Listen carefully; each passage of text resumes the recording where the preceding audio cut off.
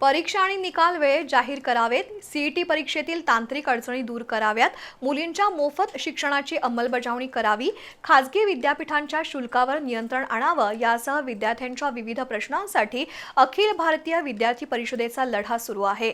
विद्यार्थ्यांचे प्रश्न मार्गी लावण्यासाठी अभाविपच्या शिष्टमंडळानं गेल्या आठवड्यात राज्य सरकारच्या विविध खात्यांच्या मंत्र्यांची भेट घेऊन निवेदन दिलंय। विद्यार्थी प्रश्नांची सोडवणूक करण्यासाठी विद्यार्थी परिषद पाठपुरावा करत असल्याची ग्वाही प्रदेश मंत्री अथर्व कुलकर्णी यांनी पत्रकार परिषदेत दिली। विद्यार्थी हित डोळ्यासमोर ठेवून अखिल भारतीय विद्यार्थी परिषद ही संघटना काम करते। विद्यार्थ्यांचे प्रलंबित प्रश्न मार्गी लावण्यासाठी अखिल भारतीय विद्यार्थी परिषदेच्या शिष्टमंडळानं गेल्या आठवड्यात राज्य सरकारच्या विविध मंत्र्यांना निवेदन दिलं।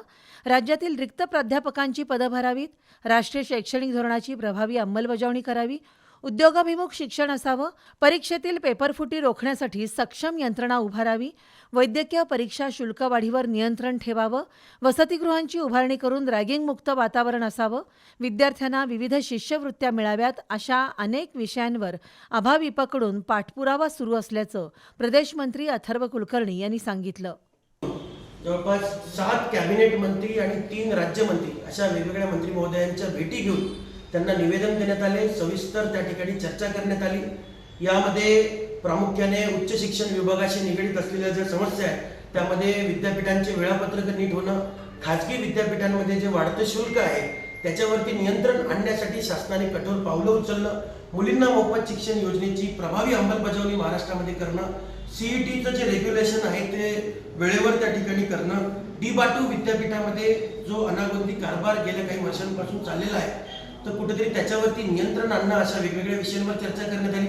विद्यार्थ्यांचे शैक्षणिक आणि सामाजिक प्रश्न सोडवण्याबरोबरच विद्यार्थ्यांचा व्यक्तिमत्व विकास आणि राष्ट्रकार्यात विद्यार्थ्यांचा सहभाग वाढवणं यासाठीही विद्यार्थी परिषद काम करत असल्याचं अथर्व कुलकर्णी यांनी सांगितलं।